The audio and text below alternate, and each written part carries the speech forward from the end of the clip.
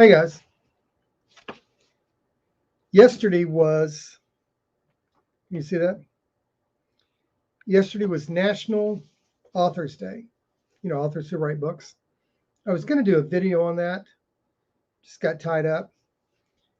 But I wanted to do it today. I remember I was 16 years old. I sold Amway. And one of the people in our church bought some Amway products from me, ended up being a direct distributor with them, bought some Amway product from me, and commented on how I should be in sales. And he loaned me a book about sales. And it's Cussle on closing sales. And you see in this book, so I've had this book since I was 16, 17 years old. I mean, I marked the crap out of this book. Like every page, I've got it marked out. And that's when I first became enthralled with the idea of selling. Now, I didn't realize that at the time, that meant building relationships with people. That never entered into my frame of thought at all. But it was one of the most impactful books in my life because it's the first time that I could highlight things and then look back on them and associate the concepts with things I was actually going through, that I was actually living. And it actually had real conversations. So Fred Folsom, on the other hand, said most of my business consists of repeat sales to old customers and people they send to me, and they often tell me they were offered a higher trade-in elsewhere. I mean, these were actual, it was stunning to me. Today we call it scripts, right? It was stunning to me that I could actually read the conversation and go, you know, I had that conversation or that kind of conversation back here. This is what this prospect said to me back then. And I could start connecting the dots. And I started putting stars in the corner of the book here because those were going to be the closes I was going to become proficient at. And almost every page you'll see on here, here's another page. Almost every page on here has stars on there because those were the things like here's a script right there. And I circled the things that really like struck home to me. Good selling is not being a cloying flatterer, a yes man to a potential buyer, a Republican among Republicans, a Democrat among Democrats, a conservative among conservatives, or a liberal among liberals. It is, in short, being a normal man among normal men, a man among men. Where do you hear stuff like this anymore? I think that is just so fantastic. And that was so impactful to me. It says, selling is more than a confrontation of buyer and salesman. It is the creation of a climate of natural acceptance, the acquiring of a nice guy reputation. It is the proper mixing of knowledge and people. Think about that. The proper mixing of knowledge and people. Selling is more than just knowing your product. Selling is more than having these set phrases and these tried and true closes that don't actually work all the time. Selling is the marriage of knowledge and people. And I think what happens sometimes is we forget that we also are people. So this was a very impactful book in my life. And as you see, I've kept it. I've gone back through it. I want to read this last one. The hallmark of a successful salesman is the ability to make his prospects do the things they know they should be doing. How powerful is that? Can you imagine having the skill set that you can listen to understand enough to influence and impact someone to make a decision to do what they know they should do? That spoke so powerfully to me. Even today when I read it, it still sends chills through me.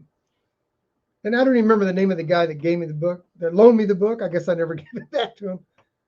But you should get that book. It's a great book. The next book that impacted me was when I was with Combined Insurance Company, W. Clement Stone. Everybody knows W. Clement Stone. So this book here I was given in 1980. I don't even know how many years ago that was. That's how long ago I've had this book. And this is another book that I've marked up like crazy. And this was the Bible. So back in the day when I was out going door to door, here's another part of it's all marked up. When I was going door to door, this was the Bible. Now here, Combined Insurance Company has the best training any salesperson would ever get. It was better than IBM training, which was the gold standards back in the 50s and 60s. But so what happened is I lived in St. Charles, Missouri. We went to Claremont, got put up in a hotel. We were there for 2 weeks. And when they said 2 weeks, they meant 2 weeks, 14 days. You didn't go home on the weekends. You were there the whole time. The weekends were spent going door to door, business to business, practicing the script you learned. And you learned one script, because we only sold 2 products. We sold a $20 accident plan and a $12.50 health rider. You learn one script and 3 standard rebuttals. And you had to say the script word for word in exactly the tone of voice, the voice inflection, and the body language you were taught. And you could not go out in the field until you could go through the script with the instructor, word for word, tone of voice, voice inflection, and body language the way you were taught. Sorry about that. It didn't matter what you thought. It didn't matter what your opinion of it was. That's the way you had to do it. And then in the evenings and on the weekends, you had to go door to door and do your presentation and then come back and tell the class how you did. So this book here was another book that was so impactful in real time. I mean, I was actually out doing these things. I became a field trainer, then a regional with them. The thoughts you think and the things you do now will determine your future destination. And that's the writing that we became familiar with. That's the writing that was common and familiar to us as salespeople. And that is the attitude that we trained our salespeople to have. And when we recruited to the heart, not the head. Today, organizations, they recruit to the head. Look at ads.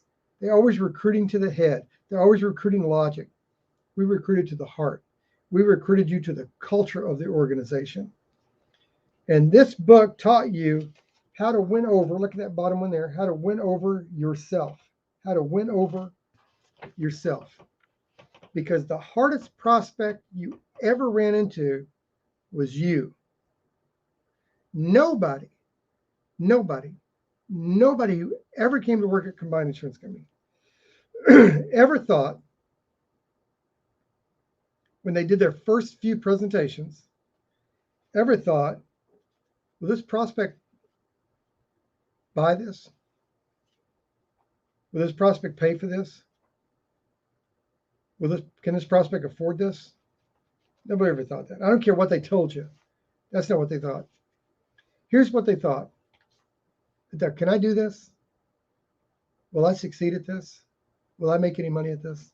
That's what we really thought. That's what all new salespeople really think. And that's why the first prospect you have to win over is yourself. You have to convince yourself. You have to believe yourself. You have to almost hypnotize yourself into believing that you can do this also. Then I spoke of the value of studying the PMA Science of Success course, which consists of 17 lessons, and urged him to complete the questionnaire at the end of each lesson, and especially to concentrate on the first question in lesson 1. You ready for the first question in lesson 1 of the PMA Science of Success? What is your definitive major objective? Those were the kind of questions we were asked. And those questions caused us to dig deep inside. And the reason we had to dig deep inside is, what do you do at 8 o'clock at night when you're out in the back countries of Missouri, going farm to farm, You made 15 presentations and you have made one sale. Do you keep going? And if you keep going, if you make that next call, that one more call, what is it in your heart? What is it in your core being that gives you the intestinal fortitude to make that next call? How do you stay positive? If you're making 80 phone calls a day, how do you sound as fresh and intuitive and interested in the prospect on the 60th call as you were on the first call? How do you do that? That's what this taught us. That's what the success system that never fails, W. Clement Stone, taught us. This was another impactful book in my career and in my life. I got this book in 1980. And then I was given a book by Bob Thurston, a guy named Bob Thurston, a sales manager of mine, called The Go-Getter. I got this book, I don't know, probably in the 80s or something. And this is a great little story. It's just a little story. It's a great little book. And it tells the story of a captain that docks at a place. And in order to get this promotion, he has to find this one item in a store. And he goes on this hunt. And it tells the story of the challenges that he went through in order to get this one item. And in getting that one item, he would get a promotion. So a week from the succeeding Saturday, Mr. Skinner did not come down to the office, but a telephone message from his home informed the chief clerk that Mr. Skinner was at home and somewhat indisposed. The chief clerk was to advise Mr. Peck that he, Mr. Skinner, had contemplating having a conference with the latter that day, but that his indisposition would prevent this. Mr. Skinner hoped to be feeling much better tomorrow, and since he was very desirous of a conference with Mr. Peck before the latter should depart on the next selling pilgrimage on Monday, would Mr. Peck be good enough to call Mr. Skinner's house at 1 o'clock Sunday afternoon? Mr. Peck sent back word that he would be there at the appointed time and was rewarded with Mr. Skinner's thanks by the chief clerk. It's a great story. Great stories are about people, not things. That's why prospects aren't interested in your product, your company, or even you. They're interested in themselves. And The Go-Getter, a story that tells you how to be one, by Peter Kine, The Go-Getter, is a great story. I've probably read this story 100 times over the years. And it was my first lesson into storytelling, because the words that were strung together and the descriptions of the actions told me how people hang on to a story and to the end to find out what happened. And it was just incredible for me. It was so shocking to me that you could use a story to pull people in, and in pulling them in, they would hang on to the end. And if you told a good enough story and you got the prospect to tell the story about the problems that they have and how they got to the point that they're at when you have that conversation with them, that their story, the moral of that story, would be instructive to them as to why they should do business with you. What a weird concept. But The Go-Getter taught me that. It's a great book. I mean, authors bring us so much. Speaking of being an author, so I tried my hand at storytelling. I worked with abused and emotionally disturbed kids many years ago. And in doing that, I wrote a book called Kids in Dispute. And this book told the story of school violence and other problems that dysfunctional kids had. And in the story, in the book, I walk through irrational beliefs, methods for disputing irrational beliefs, meeting basic emotional needs of youth. It really was pouring out my heart about what I felt like these kids were going through, and the way that we can meet the unmet needs and speak to the heart of these kids. Not the logic, not what you should do, but how are you making your decisions? What's happening in your life that's causing you to make the decision the way you do? In fact, the reason I called it Kids in Dispute, KID, right? KID, Kids in Dispute, is because of this one principle. And one of the things that you always hear, or at least I've always heard in my lifetime, is knowledge is power. Every company you ever go to work for, they tell you, knowledge is power. That's why you need to know about the product. I'm not saying the product's not important. Go watch one of my other videos about that if you think that's what I'm saying. But one of the things we hear all the time is knowledge is power. And what I learned in working with these kids is that knowledge is not power. It is, read it for yourself. It is the use of knowledge that creates the power to prevent violence, increase skills, and grow our ability. It's the use of knowledge. And because the use of knowledge enables us to take all these conflicts that go on in our life and make some sense of them, make some meaning of them. You know, the old saying, if you feel like you're about to give a speech and you got butterflies, just make sure they're flying in formation. It's the use of knowledge that has the greatest impact on the results that we get in our life and in our business. And what I liked about writing the book, my first foray in the book, I've written 4 or 5 books, but what I like about writing the book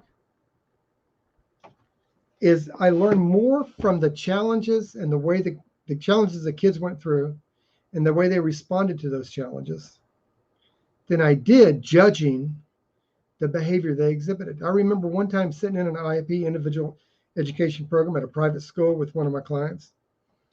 And this kid had conduct disorder. Now, one of the DSM-3 at the time, there's a DSM-4 now, but one of the DSM-3 requirements for conduct disorder is you had disruptive behavior, assaultive behavior, and poor impulse control. Those were the 3 things you had. And I got called to the school because they were suspending this kid for acting out in class and becoming aggressive with the teacher. And when they wrote up the suspension because he exhibited poor impulse control, he was aggressive. I mean, they listed the 3 or 4 things you had to have this diagnosis. And I remember looking at the principal and saying, so just so I'm clear on this, he was enrolled in, I won't say the name of the school, in your school, and placed in a special education program, SED program. You guys generated an IEP, an individual education program, for him in the SED program to justify him being in there, which gave you the state money to deal with him.